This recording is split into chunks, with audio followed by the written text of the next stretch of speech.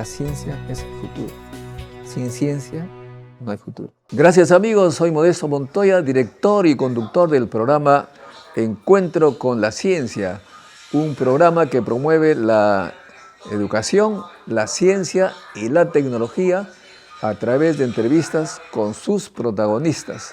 En esta oportunidad tenemos el honor, la alegría de contar con el precandidato presidencial, dirigente aymara, Vicente Alanoca, que ha sido nominado como candidato presidencial por Nuevo Perú y el Buen Vivir. El tema que vamos a tratar hoy día es un poco los regionalismos, que finalmente son polarizados por el centralismo. ¿Cómo puede un dirigente regional, comunal, gobernar un país tan diverso, con tantas culturas y lenguas, desde los aymaras de Puno hasta, dicen también, aymaras en Ecuador? ¿Cómo es posible eso? Sobre esto vamos a conversar con Vicente. Hola, ¿cómo estás, Vicente? Bien, en primer lugar agradecerte, felicitarte. La verdad es un honor estar frente a uno de los grandes maestros de la ciencia, de la tecnología que ha ido impulsando a nivel nacional, aquí para poder conversar este tema tan importante que es el tema de los regionalismos y cómo pues hemos ido tratando a partir desde los diversos campos de las ciencias sociales, a partir de liderazgos, a partir de la gestión pública, que es importante conocer y saber en este momento. Bueno, las regiones pues han sufrido, como sabemos todos, una discriminación, han sido ninguneadas, llevan una parte muy pequeña del presupuesto nacional, en fin, pero siempre aparecen candidatos que dicen defendemos las regiones y son limeños o cerca de Lima. Da la impresión que ellos se pusieron como grandes tutelares de las regiones, pero a la hora de la verdad hemos notado, sobre todo en estos sucesos trágicos del sur, que las regiones son tratadas con mano dura. Y si un dirigente regional o líder comunal, como se trata de tu persona, ¿cómo tratarías el Perú? ¿Cómo verías las otras regiones que conoces seguramente por tu estudio, pero supongo no tan profundo, ¿no? Claro, el Perú tiene una historia larguísima, ¿no? Vivimos un proceso de homogenización centralista. Yo siempre digo que el Perú nace corrupto. La independencia, como diría Galeano, pues no ha sido una independencia real, sino un protagonismo de caudillaje que se ha instituido a partir de, digamos, de la clase social limeña, ¿no? En la que pues se han ido asentando a partir de las haciendas en muchos lugares, como Caso Puno, o a partir de aprovechamiento de algunos recursos que se tenía en las diversas regiones. Entonces, todavía hay una historia inédita, real, de lo que es el país. Ahí tenemos que empezar no a volver a lo pasado, que es el gran error a veces como que nos cuestiona, ¿no? Vicente quiere volver a lo pasado. No, tenemos que recordar, no para vengarnos, sino para poder construir el país teniendo en cuenta ese cimiento histórico que es fundamental. Entonces, el Ministerio de Cultura, en el 2011, desde su fundación, nos ha puesto sobre la mesa el país que en el Perú existen 55 pueblos originarios y 48 lenguas asentadas en diversas regiones, ¿no?, geopolíticamente establecidas. Por ejemplo, en Puno están quechuas, aymaras. No es que Puno sea estrictamente aymara. En la Amazonía hay más de 51 lenguas ahí dispersados. Entonces, si nosotros enfrentamos o queremos trabajar solo desde la cuestión lingüística, no es suficiente. Si queremos trabajar solo desde la cuestión histórica, no es suficiente. Entonces, si nosotros en ese proceso de historia, con todas las limitaciones que todavía falta reconstruir la historia, asumiéramos esa brecha del centralismo que ha sido manipulada bajo intereses políticos, económicos, inclusive bajo intereses de status quo, es el problema que estamos atravesando. Nos han pasado la factura, ¿no? O sea, la Fundación Española, la República, y por lo tanto no se resuelve. Hay estos 30, 40 años que vivimos, entre comillas, en procesos democráticos. Igual el tema de la regionalización planteada desde los gobiernos transitorios con las corporaciones, todo no se ha resuelto. Entonces, el tema, yo creo que me hace recordar a Emilio Romero Padilla, ¿no? El descentralismo. ¿Cómo es que la descentralización todavía es una asignatura pendiente por resolver? Entonces, cada vez más se va quitando autonomía a las regiones en las que, pues, solo se ve recursos económicos. O sea, como que en las regiones solo funcionara darle recursos y se resuelve el problema. Yo creo que hay que hacer una reorientación, ¿no? En todos los niveles, en el campo económico, político, ambiental, teniendo en cuenta, por ejemplo, el tema de la cuestión de los recursos hídricos que tiene, que no solo atraviesa una región, sino atraviesa como el río Amazonas, el río en el lago Titicaca, los ríos que desembocan o los ríos que pues tienen que, digamos, atravesar varias regiones, varias provincias. Entonces, en ese sentido, necesitamos reordenar el tema de la descentralización, pero una real descentralización, teniendo en cuenta que las regiones también aportan el desarrollo del país. O sea, tampoco hay regiones autónomas en las que pueden convivir o vivir o gestionar de manera así tajante una cuestión separatista, sino tenemos que empezar a unificar, ¿no? Y poner sobre la agenda de los políticos, de la clase política, para que podamos gestionar lo que se llama el Perú de todas las sangres. Claro, pero también el uso de los recursos naturales que hay en las regiones prácticamente son bombeados hacia Lima. Aquí está todo y uno dice, pues cuando me jubile voy a ir a un lugar donde esté todo tranquilo, haya paz, me voy a, qué sé yo, a Puno, sí, pero ahí no hay hospitales y me enfermo, ¿qué pasa?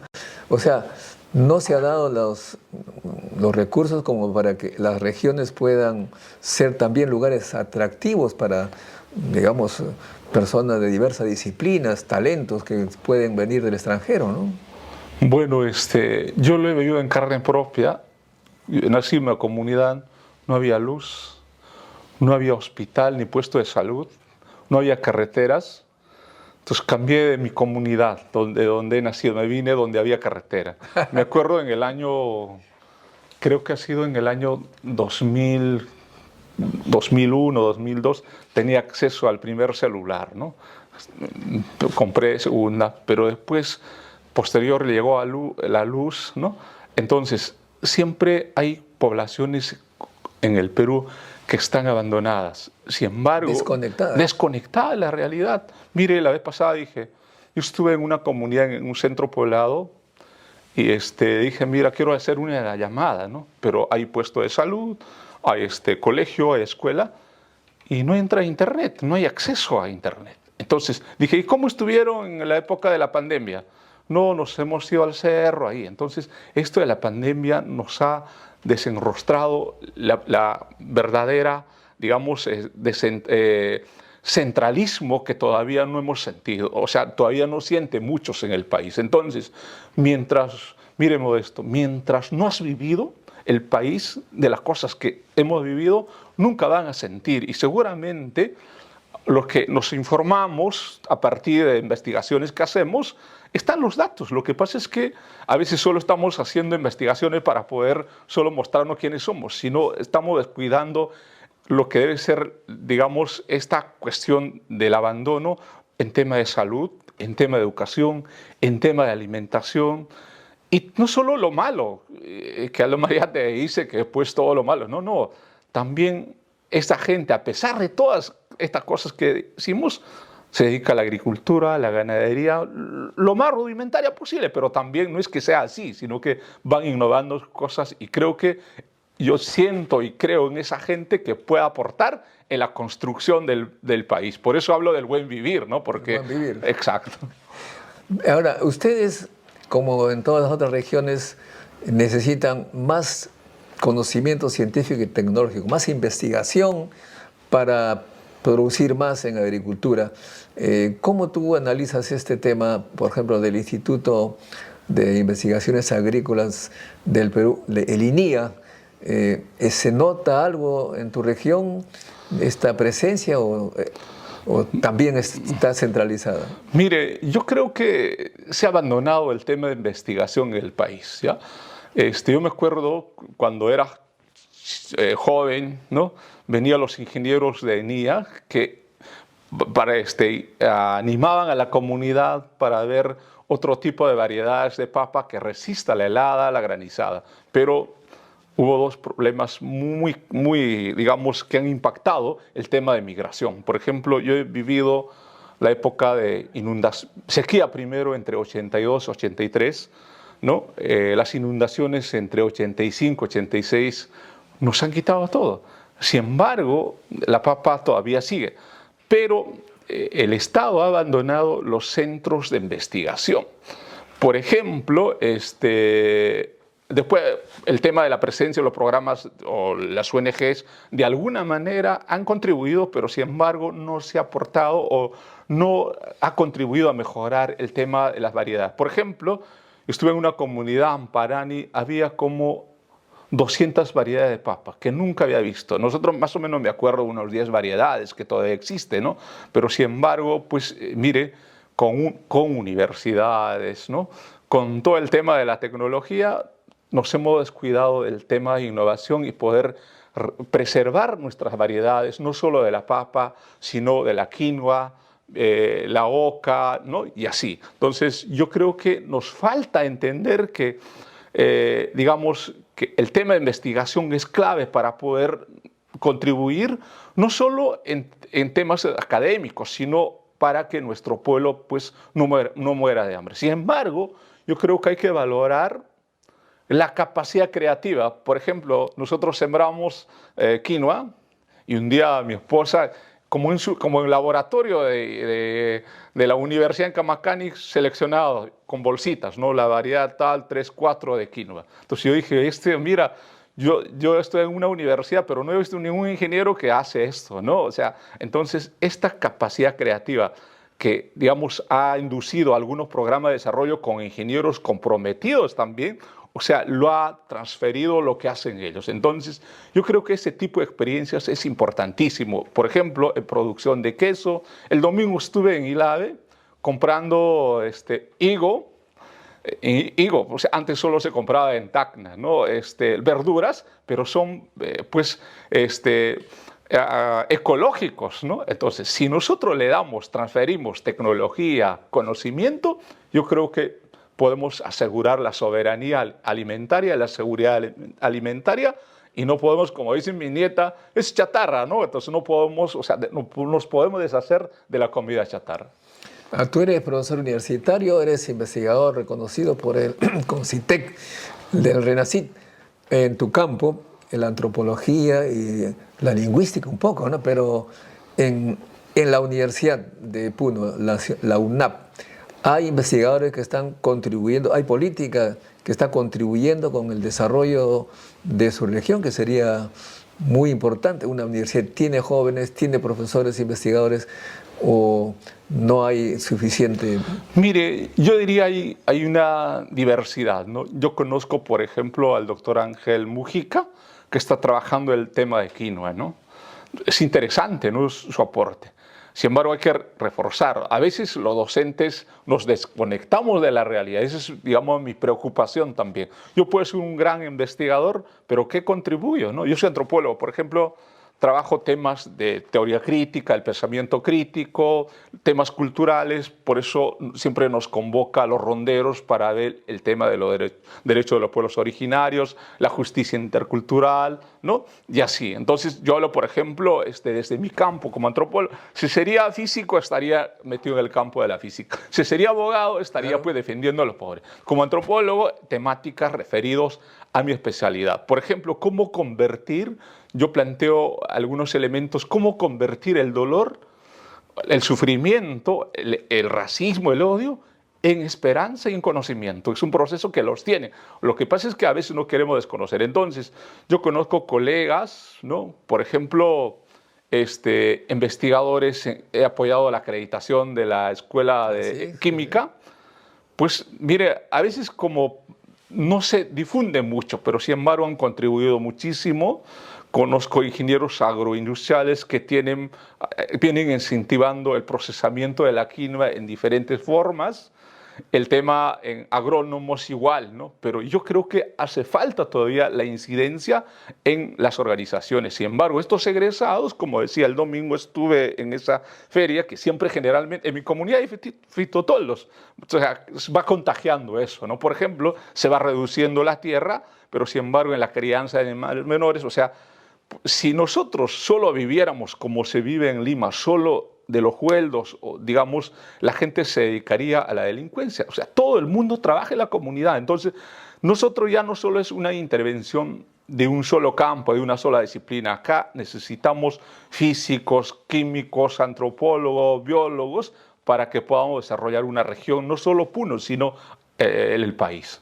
Ciertamente, pero ¿qué piensas tú de estos 3.500 millones de dólares que van a ser usados para comprar aviones, mientras que la educación y la ciencia están un poco abandonadas? ¿Cuál sería tu reflexión? Mira, yo he sido militar, ¿no?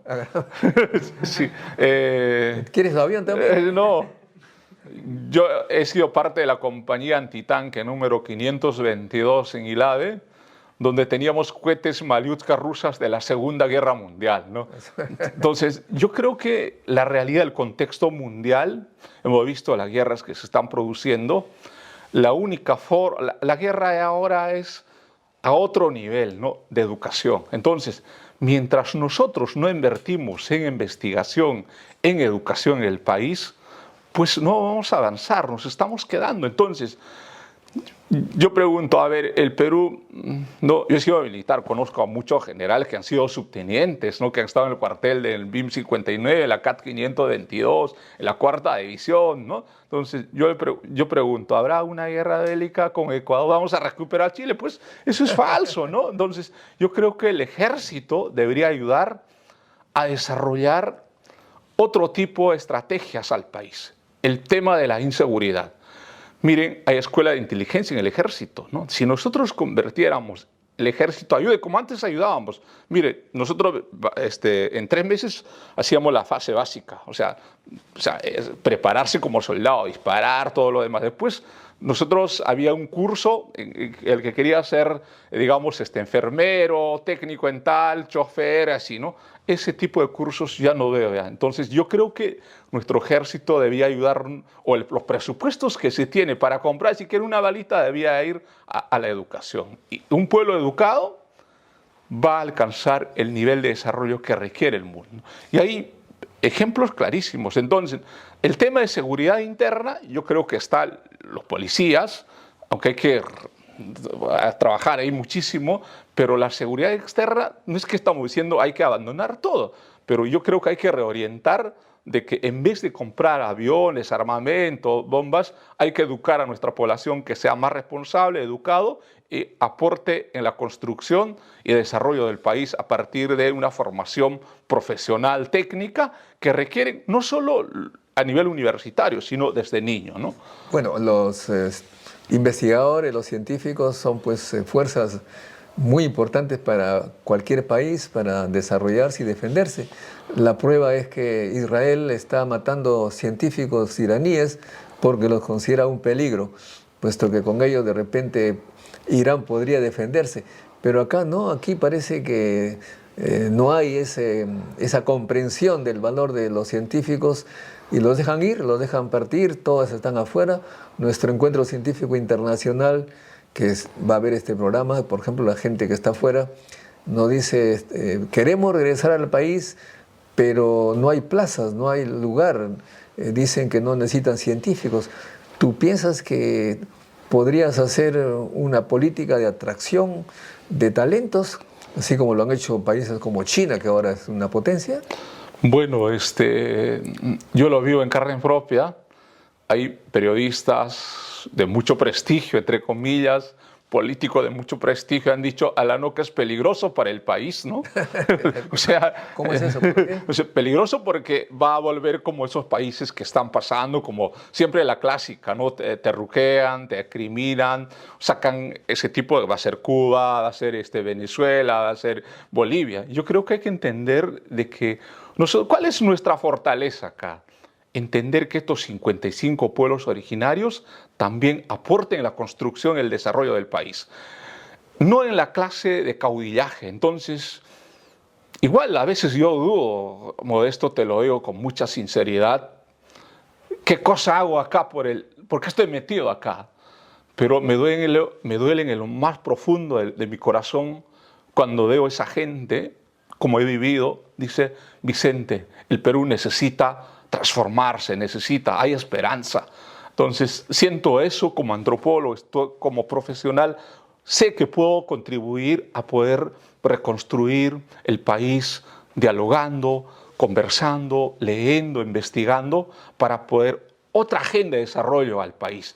No es que nosotros, por ejemplo, cuando nos preguntan cosas que tienen que ver, digamos, con aspectos del pasado, no contextualizan. Entonces, si esa gente que dice peligrosos, sí somos peligrosos, porque ya basta, no sigamos engañando, porque ahora, pues, no somos, como diría, no somos uno, somos varios, pues, ¿no? Somos varios. Por ejemplo, nosotros somos alrededor de unos 25 investigadores a nivel de la universidad que tenemos una perspectiva de poder contribuir, y cada uno va contribuyendo. Y también tenemos compañeros, colegas, que no solo están en el Perú, están en el extranjero. Hace 2 semanas estuve como jurado de una tesis doctoral en la Universidad Complutense, una tesis más o menos de 600 páginas. Entonces, tenemos invitaciones de varias universidades en las que, no sé, nos convocan, pero creo que eso es, digamos, el tema de la libertad de poder contribuir desde tu profesión, desde nuestra profesión, en el desarrollo del país. Y si nosotros dejamos de hacer esto, ¿quiénes lo van a hacer? Los otros, como creen que pues eso no se hace así. Entonces yo acepto esto, es un reto, es un riesgo. Sé que los que dicen peligroso, pues seguramente tienen miedo, ¿no?, a poder trabajar por el país, pero como he dicho, como buen soldado, como ex militar, nos han dicho el día que nos hemos retirado, mire, ustedes volverán cuando la patria nos necesita. Y creo como Aymara, nos necesita el país de gente que podría aportar en la construcción o la reconstrucción del país.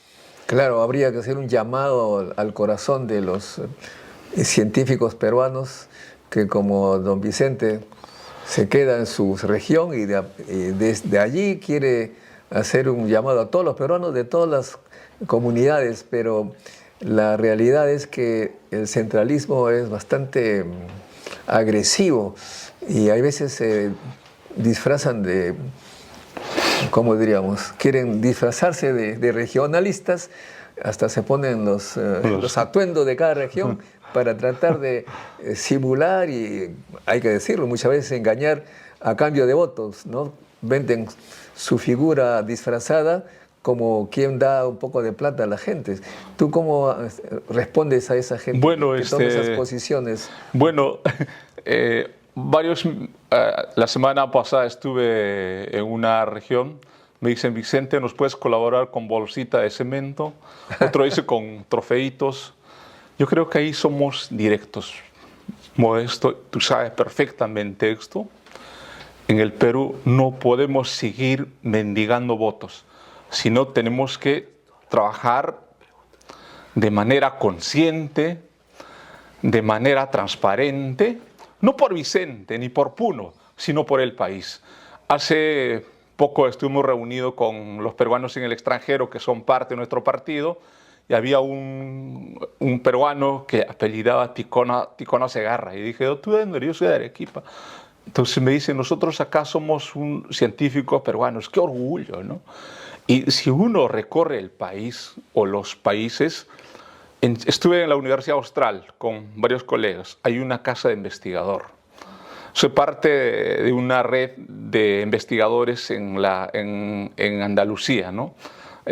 También participamos como revisor de varias revistas nacionales e internacionales. Entonces, pero sin embargo acá, que nos digan que somos peligrosos, somos un obstáculo, creo que todavía nos falta desarrollar conciencia, actitud para poder contribuir. Nosotros siempre dispuestos con mucho respeto y también con mucha humildad, caminamos para que no seamos inútiles, sino seamos útiles a la sociedad, porque el Estado ha invertido en nosotros, porque hemos estudiado en una universidad nacional y por lo tanto nuestro deber es también contribuir en el desarrollo de nuestro país, desde nuestro campo, en este caso de la antropología y sobre todo desde la vivencia aymara.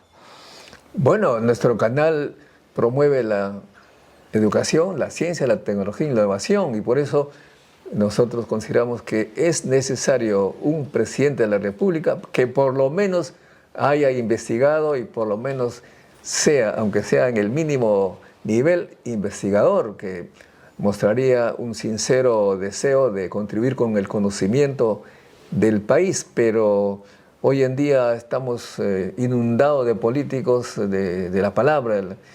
¿Tú notas eso, que hay mucho político que nunca ha hecho algo significativo y habla y habla? ¿Cuál es tu reacción ante ellos? ¿Cómo te vas a defender? Porque con el palabreo te pueden apabullar. Bueno, a ver... Eso porque tienes reterruqueo, te dicen una serie de calificativos cuando no tienen argumento, dicen los textos. Si no tienen argumento, te terruquean, te dicen que eres peligroso, que eres un resentido seguramente. Sí, sí, ya me lo han dicho. Ya. Envidioso, qué sé yo, te dicen de todo. ¿Cómo te vas a defender? Bueno, yo creo que hay que cambiar de actitud, ¿ya?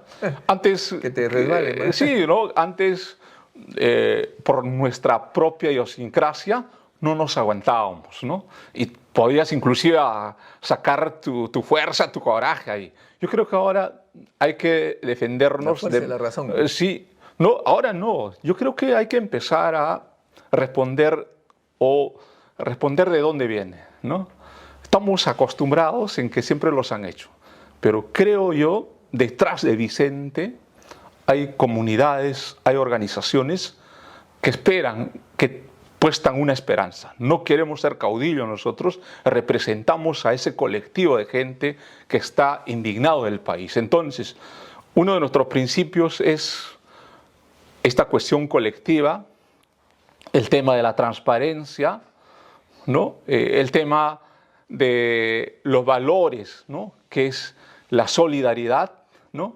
El tema de la reciprocidad. La solidaridad en el sentido de que como ciudadano peruano, como aymara, como científico, yo me acuerdo de un profesor que decía, nosotros somos los médicos sociales, los antropólogos, tenemos una obligación de poder contribuir al país. Entonces, yo pienso y siento que estos ataques que vienen peligrosos de todo lo demás, yo creo que, como decía nuestros pueblos, hay que recibir en tu prenda acá, que venga acá, ¿no? Qué bien, gracias, porque eso va a fortalecer, porque si no tendríamos eso, también llegaríamos a una actitud de soberbia que muchos tienen. O sea, nosotros somos uno más en la comunidad, uno más en el país y uno más también afuera, porque nuestra lectura, nuestra intervención no solo es el país, sino también hacia afuera, ¿no? A veces digo, ¿por qué me llamarán? Pero la cosa es que estamos haciendo patria y por eso yo aprecio la gente que pues entrega su conocimiento, su sabiduría fuera del país y en las mejores condiciones. Pero aquí pues somos enemigos de la gente que quiere prosperar, que quiere entrar en este proceso, digamos, de cambiar el país. Yo creo que es hora, no podemos dejar que el Perú caiga en un abismo en manos de gente pues, que no ha entendido esta diversidad histórica, cultural, que es una riqueza, no un obstáculo actualmente. ¿Qué piensas tú de esas expresiones de el ministro de Educación que dice, por ejemplo, que esto de las relaciones con las niñas, las violaciones, es una cosa cultural, como si que las comunidades tuvieran una cultura un poco inexplicable? Mire, estaba revisando un manual, una guía didáctica del año 45, ¿ya? Decían, a estos pueblos hay que llevarlos cultura, ¿no? O sea, tenía una connotación de concepto de cultura que no tenían cultura, ¿no? Entonces, Bueno. Deusto decía, es un obstáculo el tema de los indios, pero hay gente que todavía sigue pensando como en la época de Sepúlveda, ¿no? Como los indios no tuvieran alma. Entonces, tiene una lectura, no es que sea intencional, sino que es la ignorancia, pero esta ignorancia expresada a partir de espacios como este ministro. Debería pedir perdón, no solo al país, sino hacia su pueblo. Exacto, ¿no? Pero claro, eso nunca va a suceder. Pero sin embargo, una forma de respuesta, creo que nuestro pueblo, nuestras comunidades de Puno ha respondido con esa coreografía en una danza en la Candelaria. Puno sí es el Perú. Entonces, pero a Puno han ido varios políticos disfrazados a la Candelaria. Oh, mire, nosotros siempre somos acogedores en todo, ¿no? Acogemos muy bien, pero a veces aprovechan ese espacio para poder, pues, convertirlo o mentir o si no, engañar. Nosotros creo que, no, por eso digo, yo no vengo a hablar de los aymara, de los puneños, de los pueblos originarios, sino venimos a expresar lo que siente el Perú profundo. Sin eso... De todos los lugares del Perú. Exacto. Hay muchas preguntas aquí, pero un asunto antes. La semana que ha acabado hubo este problema. Fue una expresión muy desafortunada de una conocida mexicana que le dijo a la presidenta indita, porque la presidenta Claudia Sheinbaum tomó un avión comercial en lugar de tomar el avión presidencial para ir a una reunión internacional. Dijo, es una indita, dijo. Entonces se armó un laberinto ahí en México y nuestro canal se comunicó con un peruano, también investigador, economista, sociólogo, economista, que vive allá mucho tiempo, y le digo, ¿México es más racista que Perú? Su respuesta fue, ¿más racista que Perú? Sudáfrica, me dijo. O sea, y él no es un economista pues, san isidrino. O sea, que se dan cuenta que hay racismo cuando tienen cierto grado de inteligencia, de cultura, se dan cuenta que hay racismo en el Perú. Y sabemos nosotros, los científicos, que los biólogos saben que todos los peruanos, todos, excepto los que tienen papás recién llegados, tienen genes indígenas, los originarios, de modo que todos somos hermanos en diverso grado, medio hermano o tercio hermano, lo que fuera, pero no entienden que un racismo aquí sería francamente una ignorancia total, una muestra de ignorancia total. Y la pregunta es, ¿tú crees que sea cierto lo que nos dice este economista, que somos muy racistas, más racistas que toda América Latina? Mire, hay un rezago colonial muy fuerte todavía en varias ciudades, ¿no? Yo te cuento una cosa, una anécdota muy interesante en mi pueblo, ¿no? Mi hija decía, yo ya no sé cómo ella, ¿no? Como tal, así, ya un poco negando lo que era ella, ¿no? Pero un día estuvimos en la plaza y llega un tipo, dice a una señora que estaba con sus cosas, ¡ay, saca eso! O sea, empieza a insultar. Y mi hija esperando, ¿no? Y insultando de manera, pues, así, racista, ¿no? Entonces salió en su defensa mi hija y dijo, con orgullo soy mujer aymara y con pollera, ¿no? Entonces, si te contaría, Modesto, yo he sufrido y sigo sufriendo eso, la vivimos, pero también, por ejemplo, cualquiera pensaría que en otros espacios de la academia seguramente lo ha vivido muy bien esto. Yo, en los espacios académicos en Europa, en España, he recibido el trato Ah, no, como, eso no, como no me debe cabe de la ser, menor ¿no? duda, sí. Exacto, ¿no? Pero sin embargo, en algunos lugares igual a este tipo, mira, esta es Sudaca que viene, todo lo demás. Pero no es todo, pero en los espacios académicos donde la gente pues entiende el respeto a la diversidad, a la diferencia, no solo, por ejemplo, a mí me decían que no era peruano, sino era boliviano.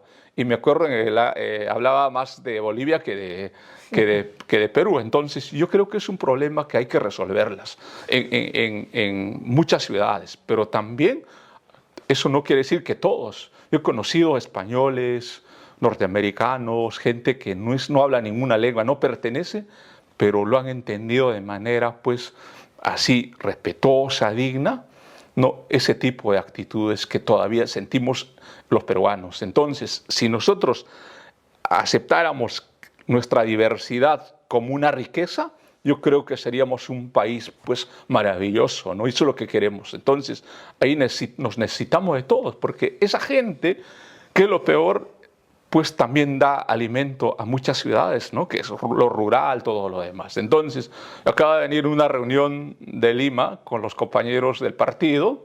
La verdad me he sentido como en mi comunidad. Entonces, cualquiera puede pensar que, pues, hay racismo en Lima. No, no, Lima es provinciana y también ese tipo de actitudes ocurre en varios espacios de la academia. Y creo que tenemos que aprender también de otros países el respeto a nuestra forma, digamos, no solo de la cuestión de color de piel, sino de la forma como nos vestimos, en la forma como nos expresamos, ¿no? Bueno, sobre todo, pues digo, repito, es muy importante.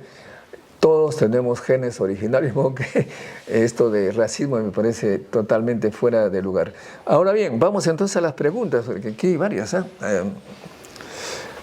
Hay alguien que nos dice, a ver, Bitco Rumiñaul, proceso de homogeneización o transculturación, alienización de los pueblos originarios.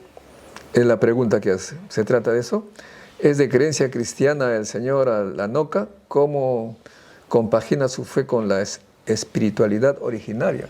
O sea, Bravo. académico, ¿ah? A ver. Bueno, a ver, cuando llegaron los españoles, ¿no? Vivimos un proceso de evangelización muy fuerte. Algunos teóricos hablan del sincretismo, ¿no? Yo hablo de la yuxtaposición, ¿no? La imposición. Entonces, no es que yo me invento, sino que se evidencia así, ¿no? En Jule hay un local de la Santa Inquisición en varios lugares del país, ¿no? Donde pues el que no era creyente se lo llevaba ahí. Entonces, esos procesos también no han sido trabajados todavía, a pesar de que esa discusión entre Sepúlveda y Bartolomé de las Casas, hay mucha gente que tiene grados de doctor de maestría en mejores universidades, no lo han entendido. Entonces, nosotros que hemos vivido los pueblos aymaras, vivimos un proceso de evangelización muy fuerte, ¿no? Muy fuerte. Entonces, el tema de identidad, decía, yo soy católico, aymara, no, sí, aymara, peruano. Pero ahora me doy cuenta que de repente tampoco no soy aymara, soy uro. ¿No es cierto? Bueno. Entonces, soy uro, aymara, católico, pero bueno, porque yo vengo de un espacio donde mi padre era catequista, la comunidad ha sido evangelizada. Por ejemplo, mi madre reza perfectamente el Padre Nuestro en aymara, porque así hemos vivido, ¿no? Entonces, todavía hay cosas que hay que redescubrir sobre el tema de identidad. Por eso yo digo, la cosa es relativa, ¿no? Hay cosas que, por ejemplo, podemos vivir 200 años con una mentira que nos han hecho creer que la historia ha contado así, bajo documentos oficiales, pero la investigación ayuda a redescubrir la ciencia ayuda a descubrir otro tipo de temas que son pues verdades que en el tiempo no eran cierto lo que nos estaba diciendo, ¿no? Entonces yo creo que ahí tenemos que ir hablando. Por ejemplo, los símbolos, los himnos, la fundación de las ciudades, no es que se han fundado, ¿no? Pero siempre existían. La cosa es que oficialmente bajo una norma, bajo un decreto, bajo un documento, dice que es fundación. Entonces yo creo que hay una historia por trabajar en el país. Perfecto. Bueno, tenemos aquí varias preguntas. Más, a ver. Daniel Vargas dice, llegué primero. Ah, bueno. Alcántara Marco, nos saluda. Nos saluda Víctor Torno, nos saluda aquí. Fernando dice, cuando todo lo ven el Estado, terminan provocando harta corrupción y un enorme Estado burocrático con deudas para pagar. Parece que los políticos hacen hechos finalmente de corrupción y nos dejan con muchas deudas. ¿Cómo vas a hacer tú si es que estuvieras en Palacio para no dejar deudas y eliminar la corrupción? Bueno, yo creo que el arma fundamental de esto es la educación. Yo vuelvo a lo que me decían los líderes comunales. Vicente, ¿de dónde salen los corruptos? Muchos tienen título, han pasado por las mejores universidades, ¿no? Y pues hay ingenieros, por ejemplo, te cuento lo que pasa. Yo vivo en Puno, a veces por cuestiones de trabajo. Mire, si uno va, hay calles abandonadas. Dice, en 3 meses, pero son casi un año, están las obras abandonadas. No, o sea, ese tema pasa por un proceso educativo. Entonces, si nosotros, el tema de la corrupción tiene que seguir su curso a partir de las instancias como el Poder Judicial, la Contraloría, que tiene que ir controlando, la sanción que tiene que recibir. Sin embargo, si no apostamos por tema de educación para que nuestros profesionales que egresan, la ciudadanía que no corrompa a nuestros profesionales, vamos a seguir, va a colapsar el tema de gestión como viene colapsando. Obras abandonadas, obras que están en arbitraje, que dificultan la continuidad. Entonces, por ejemplo, en mi pueblo, la carretera y la de Marzú Cruz, nos han dicho que va a iniciar ahora, pues viene de hace muchos años. Han caído los procesos, que la empresa terceriza, todo es un problema. Entonces, yo creo que hay que hacer un ordenamiento, ¿no?, por el tema legal que tiene que seguir su curso, pero sin embargo tenemos que trabajar preventivamente a partir de la educación. Si nosotros no trabajamos en eso, vamos a seguir siendo corruptos en el Perú. Y no, educación, entonces. Educación, no tenemos. Pero también algunos castigos, claro, por el mecanismo que corresponde. Claro, el proceso judicial tiene Marco que seguir. Alcántara dice, Vicente Alanoca 2026. Marco Alcántara dice, no más corruptos en el poder. Leo, el que tiene que ir a hablar con varios youtubers. Tienes que ir, dice, a hablar con varios. Ronald Cucú dice, otro Castillo. A ver, ¿qué respondes a eso? No, no es Castillo, es Alanoca, ¿no? Claro. Bueno, dicho de paso, Castillo fue también víctima de mucho racismo, ¿no? Y eso que no es es un mestizo reconocido, pero lo trataban igual que a todos los indígenas, ¿no? Bueno, acá nos habla Pico Rumiñao y nuevamente, caramba, dice, Sumac Causay es un paradigma comunitarista precolonial. ¿Cómo podría aplicarse en una sociedad occidentalizada donde el paradigma es el individualismo? Sí. Bueno, hay toda una discusión sobre el buen vivir, ¿no? Yo creo que hay que aprender de las comunidades. Este principio colectivista, ¿no? Cuando hablaba del bien común, ¿no? Por ejemplo, la vez pasada decía, los ojos de agua en las comunidades no tienen dueños. O sea, es un bien colectivo. Pero, sin embargo, en el Perú, los recursos, la riqueza en el país no son de todos.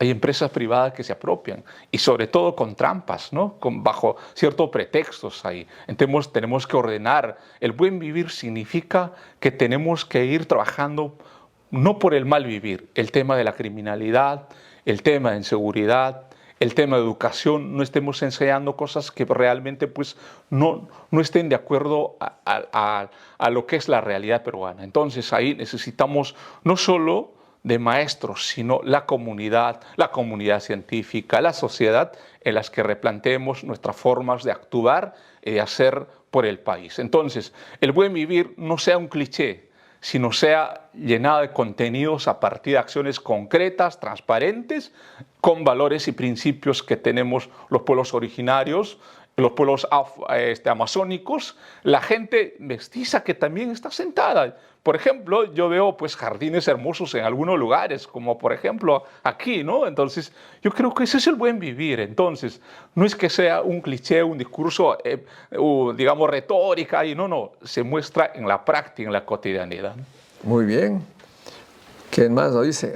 Marco Alcántara dice, comprar aviones militares para llevarse su coima. Ese es un pensamiento.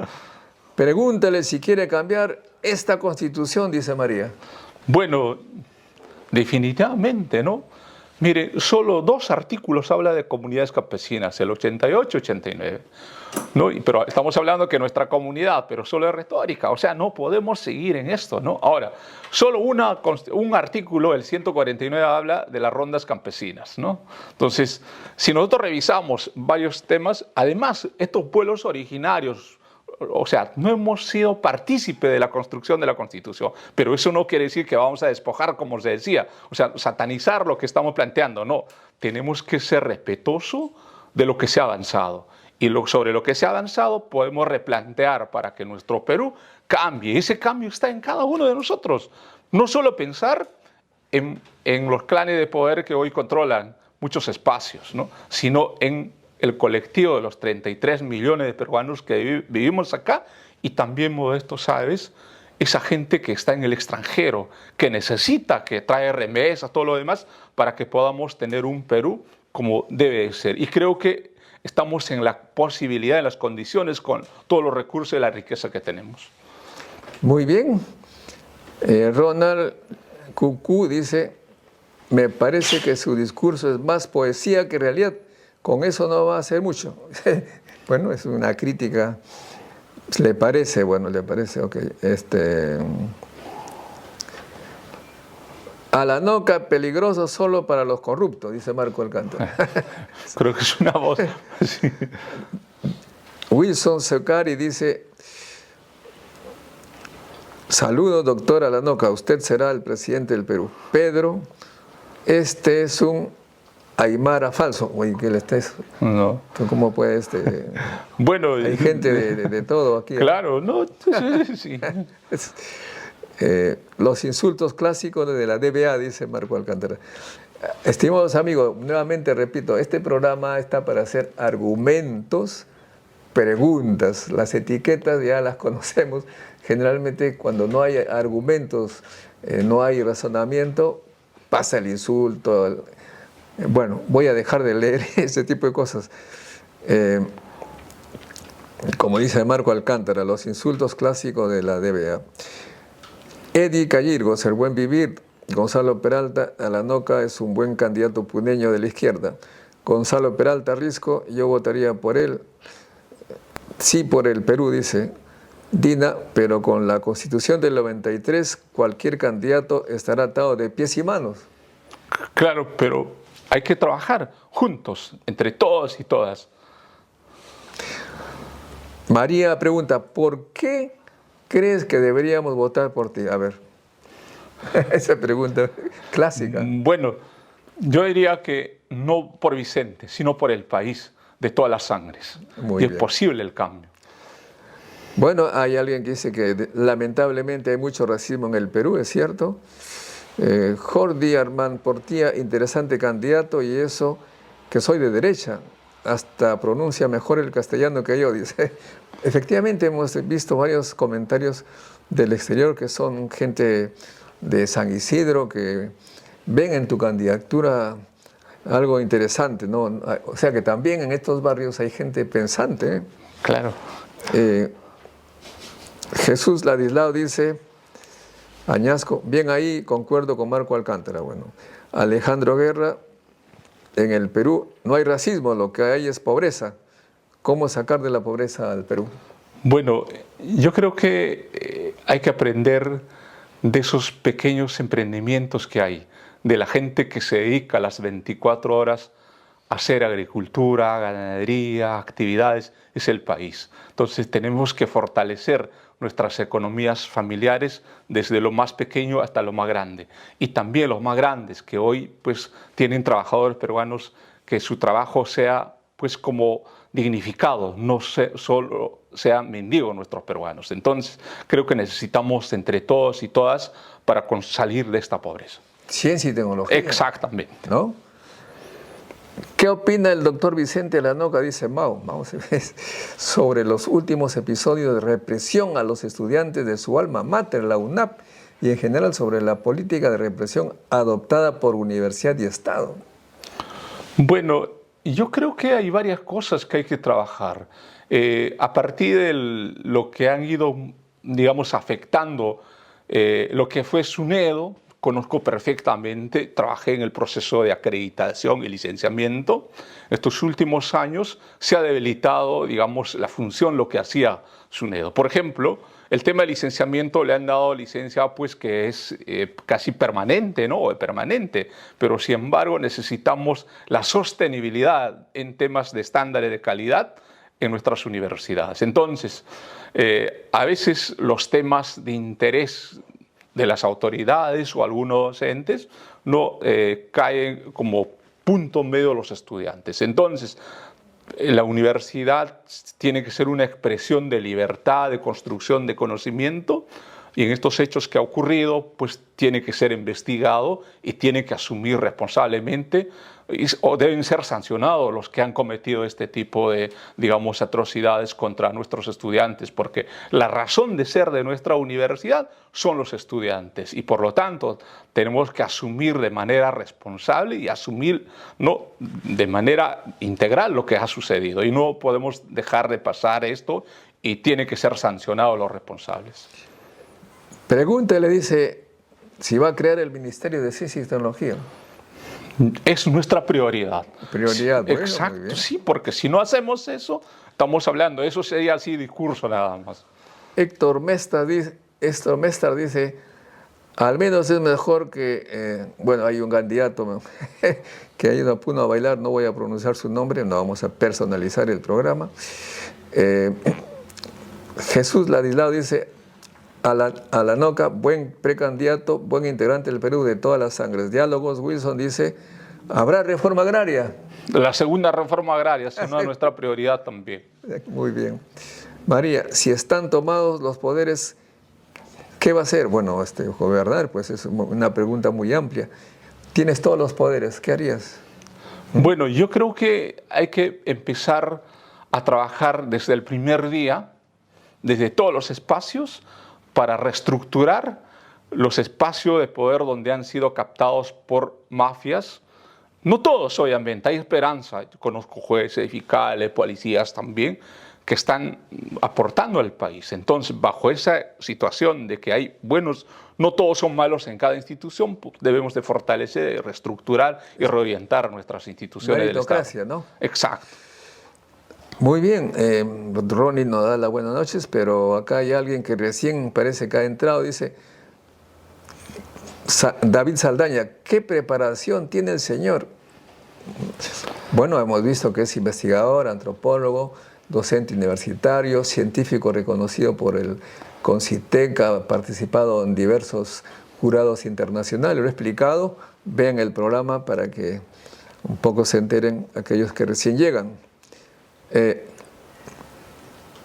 Andrés González Morales dice, digamos los grandes proyectos materiales, los grandes proyectos, por ejemplo el proyecto Tren de Grau a Tumbes a Tacna, ¿qué te parece? Debe ser trabajada esto, por ejemplo, no solo, digamos, tenemos que empezar a ver el tema, mire, su idea de Lima, el tema de transportes, hay que no solo en tema de tren, sino en todos los niveles, buses, el transporte urbano, inclusive en los vuelos, nuestros aeropuertos que se van cerrando en muchas partes, ¿no? Entonces yo creo que hay que trabajar el tema de transporte mirando lo que también están haciendo en otros contextos. Creo que podemos, entre todos, trabajar esta temática que no requiere, digamos, una cuestión burocrática, sino operativizar.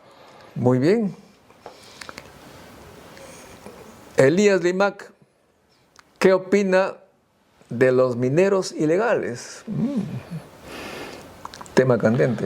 Bueno, Yo creo que el tema de la minería es un problema irresuelto en el país. Nosotros pensamos que hay que reordenar nuestro territorio. Bajo el supuesto de la minería ilegal, se concesiona. Y hay compañeros, amigos, ¿no?, que trabajan en esto de la minería ilegal, entre comillas. Hay que llevarlo a un proceso de formalización, pero con participación de los pobladores, de las comunidades, ¿no?, lugareños donde pues se están explotando esta minería. Sin embargo, yo creo que eso pasa por un proceso de ordenamiento territorial. Tenemos que respetar la autodeterminación de los pueblos, pero teniendo en cuenta los problemas graves de la contaminación que también ocasionan, ¿no? Bueno, muy bien. Augusto dice, pregúntale cuál es el modelo económico que quiere para el Perú. Eso es un poco claro, en pocas palabras, ¿qué modelo, cómo Yo se creo llamaría? que, mira, nosotros estamos tratando de ver varias cosas, ¿no?, pero respetando el tema de la estabilidad económica que tenemos, pero sin embargo la brecha de la pobreza ha ido aumentando, ¿no? Hay más hambre en el Perú. Entonces, un primer aspecto es el tema del empleo digno. Y si nosotros apostamos por un empleo digno, vamos a resolver muchos problemas, y el tema de la inseguridad, el tema de la criminalidad. El otro tema es la reforma tributaria, ¿no?, la reforma fiscal, que hay que ir trabajando, pero serio. Ahora, hay empresas que están exoneradas, pero se persigue al pequeño emprendedor. Entonces ahí tenemos que reordenarnos de manera profunda y pues con decisiones que tienen que ser asumidas desde el Estado. Muy bien. Y bueno, relacionado con ello, dice, ¿qué haremos con el casi 80% de informalidad? Bueno, yo creo que hay que dar incentivos para el tema de formalización. Y eso es posible, ¿no? De ahí tenemos que trabajar, hacer un buen diagnóstico, ¿no? Hay diversas lecturas y a veces esta lectura, detrás de eso hay intereses. Entonces, hacer un buen diagnóstico y enfrentar, dando incentivos que nuestros emprendedores, sobre todo pequeños, que se inserten al tema de la formalidad. Inclusive, como lo han venido haciendo desde Concitec, ¿no?, dando incentivos para que pues, podamos exonerar o dar más recursos. Entonces, hay que ordenar el tema de la informalidad en el país, ¿no? Muy bien. Raúl Gamarra dice, buenas noches, ¿qué propone para controlar la migración descontrolada de venezolanos? Bueno, cada lugar tuvo una particularidad propia, ¿no? Por ejemplo, justo haciendo una investigación sobre eso, la percepción de las poblaciones andinas sobre la migración. Entonces, uno se pregunta, y hablaba con la gente, no lo digo yo, sino preguntaba, en Puno, por ejemplo, no hay ningún desocupado que esté limosna en las comunidades, pero sin embargo sí encontramos en la ciudad. Y es un problema que hay que trabajar, ordenar el tema jurídico de migración, ¿no?, que es un problema. Sin embargo, también hay que entender que muchos, o algunos, no todos, obviamente que han estado metidos en tema de criminalidad. Entonces, yo creo que hay que hacer toda una reforma de control migratoria, sobre todo en los puntos de migración, que hay pues ciudadanos, seres humanos que vienen con bebé, ¿no?, de manera ilegal, y por lo tanto pues es muy susceptible para insertarse en una actitud criminal. En Puno ha pasado varios, estaba teniendo datos ahí como 4 hechos que pues ha pasado en Puno, ¿no? Entonces, en Puno no pasa lo mismo lo que pasa en Lima, ¿no? Entonces tenemos que hacer toda una reforma de darle un soporte jurídico, legal y seguridad a nuestras instancias que controlan sobre todo la Superintendencia de Migraciones. Muy bien. ¿Habrá mano dura contra los corruptos, ya que estos 30 años no ha servido para nada la ley, dice Ronnie? Bueno, yo creo que no nos temblará la mano, no a Vicente, sino al país. Y hay que hacer toda una reestructuración de nuestro sistema de justicia para que no tengamos más corruptos, y la corrupción ha llevado también al tema de la inseguridad del país, ¿no? Muy bien. Un montón de preguntas. Vamos a ir escogiendo. Para que tenga mejor opción de llegar a la presidencia tiene que enfocarse en los temas de inseguridad, educación, economía, salud. Saludos desde Argentina, dice Josep. Un chete está. Jordi Armand Portilla dice, toda la sangre no existe ya que todos somos peruanos. Bueno, justamente los peruanos somos de toda la sangre. Pues. María dice, gracias, ya dejé mi like. Ronnie, por eso pregunto, cálmate, no es necesario las mayúsculas. Bueno, le hice para arriba. Roy Herrera dice, la interrogante es, ¿cuáles son las estrategias para controlar la delincuencia? Ya más o menos lo ha dicho, ¿no? Albert Yulkarima dice, considera que sería bueno reducir los impuestos para la formalización de la micro y pequeña empresa, reducción de impuestos. Claro, hay que hacerlo, ¿no? Pero siempre y cuando también haciendo un estudio. No podemos decir que sí se reduce, pero dejaríamos sin recursos, ¿no? Que muchas instituciones o sectores funcionan con impuestos, ¿no? Muy bien. Goni Acero dice, ¿cuál es el poder político? Ahora que el poder político es más parlamentario que presidencialista, ¿cómo piensa equilibrar la balanza, poder, Congreso, Ejecutivo? Hay que hacer una renovación de los cuadros políticos, ¿no? En estas dos cámaras que se vienen. Y creo que la tarea no solo es de nuestro partido, sino de todos los partidos, que tengamos una representación y que tenga identidad, sentimiento por el país. No solo su liderazgo, su caudillaje de su partido, sino por delante del país. Y ahí tenemos que los ciudadanos decidir en las urnas de acuerdo al perfil que nos presenta cada candidato. Entonces la tarea no solo es de nosotros, sino de todos los peruanos.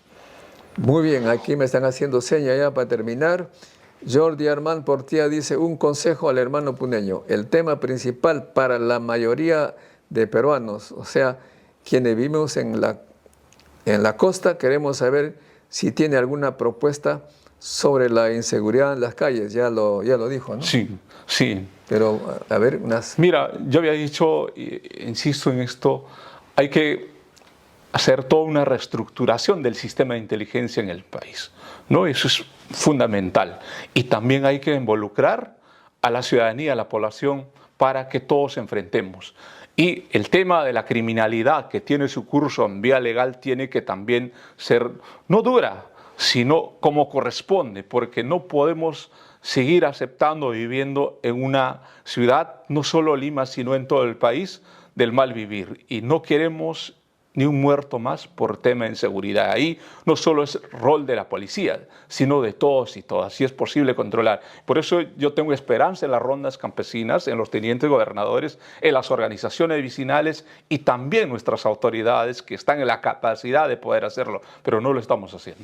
Breves palabras para los peruanos. Bueno, yo quiero agradecer, la verdad, es emocionante. Hay temáticas que necesitan ser abordadas de manera profunda, con propuestas más técnicas, con propuestas, digamos, que sean reales, y cada región, cada contexto tiene una particularidad propia. Y yo creo que esta forma de poder digamos, trabajar de manera consciente, hemos dicho, cuando me preguntaban ¿de qué partido eres? No, mi partido es la academia, no, mi partido es la ciencia, la tecnología. Creo que es uno de los pilares fundamentales sobre la que tiene que construirse el país. Porque si nosotros no apostamos por la ciencia, la cultura, la innovación tecnológica, desconociendo, no reconociendo, no valorando nuestros científicos que están regados no solo en el país, sino también en el mundo, no vamos a avanzar. Y creo que necesitamos de manera multidisciplinaria, ordenada, transparente y de pasión para poder refundar el país de todas las sangres. Muchas gracias, doctor Vicente Alanoca, precandidato presidencial por el partido Nuevo Perú y el Buen Vivir. Espero que ustedes hayan apreciado, gracias por sus preguntas, y a los otros candidatos que han venido acá también agradecerles haber visitado este estudio de los científicos peruanos interesados en cambio para el Perú, y aquellos que no han venido o no quieren venir, bueno, simplemente los científicos, los universitarios que están en el Perú y en el mundo quieren hacerle preguntas a ustedes, no de periodistas que les son breves y permiten el bla, bla, bla. No, aquí ustedes hacen las preguntas a los candidatos y ellos responden. Ustedes han visto, nuestras preguntas son muy, a veces duras, así son los seguidores de este programa. Hemos tenido, ojo, candidatos muy diversos. Hemos tenido a Jorge Montoya. ¿Por qué invitas a Jorge Montoya? Acá este canal es realmente científico. Hay que invitar a todos para que ustedes lo conozcan y en base a ello escoger a un buen candidato, porque no podemos seguir ya equivocándonos como hasta ahora. Si lo hacemos, ya nuestro país está cada vez más en una vía hacia el ¿qué colapso? Hacia el abismo irrecuperable. Gracias, amigos, por seguir a este programa. Ya somos 80,000. Hagan su like, compartan este video, suscríbanse y seamos más por la ciencia, por la tecnología, la educación y la innovación. Muchas gracias, Vicente. Modesto, muchas gracias por todo. Vamos a seguir viendo y respondiendo a las inquietudes que requiere el país. Muchas bien. Gracias. Y no se olviden, amigos, ya estamos haciendo el programa para el Encuentro Científico Internacional. También ahí tendremos invitados que nos hablen de política. Hasta un próximo encuentro con la ciencia, amigos. Chao, chao. Gracias. La ciencia es el futuro. Sin ciencia no hay futuro.